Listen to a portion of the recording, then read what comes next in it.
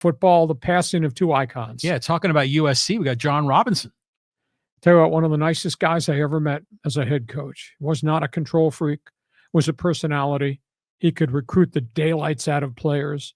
He ran a system that players really embraced. John Robinson passes away at the age of 89.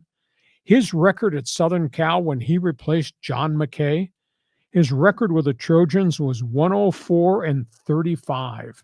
He won 2 national titles, 4 Rose Bowls. He created student body right. Oh, yeah. Tailback U. I mean, he was phenomenal. And then he went to the LA Rams, and he duplicated success with the Rams, 79 and 74. Now, he didn't have player personnel control of the Rams. A lot of people of the opinion, had John Robinson had that to his portfolio, they might have been a Super Bowl team. But you close your eyes and you think Trojan football, and what flashes before your eyes? Marcus Allen, Charles White, Anthony Davis, Ricky Bell.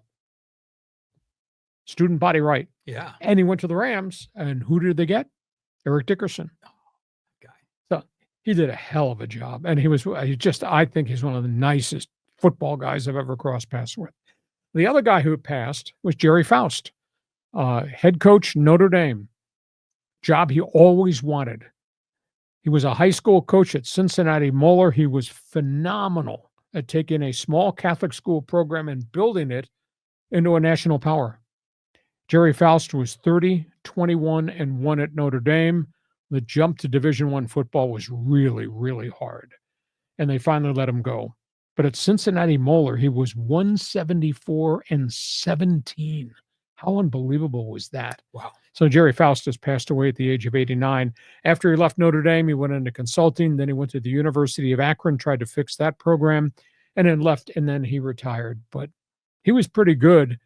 But boy, the pressure points for him to go to South Bend to replace Dan Devine, who had replaced Eric Parsegian, he just never was able to get it over the hump around the corner and make it successful. So we lost 2 really different coaches.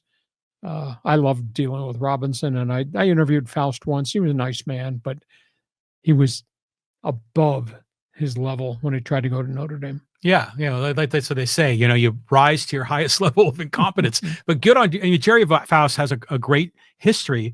But the question I have for you is, I'm going back to the movie Rudy. Yeah. And I remember where one of the coaches got fired and another one was hired. And I knew one of them was Dan Devine. Was Faust the other? Or is it the guy before Dan Devine? The guy before Dan Devine, because the players went to Dan Devine and said, we want this walk-on. And Dan said, he can't play. And they said, we want this walk-on. And the players came in and put their jerseys on the desk and said, if you don't take this guy as a walk-on, some of us will not be here. So they did that on the new coach. Yes. Yeah. Okay. So Gerry Faust was after that, but John Robinson, yeah, legit dude. I remember when I think of Charles White and I think of Marcus Allen and Anthony Davis and Ricky Bell. And oh yeah, they were just loaded back in that day. And whatever happened to those glory days of USC football? What an assembly line they had. So you got memories of the coach, JR. I thought he was just a great man. We go from that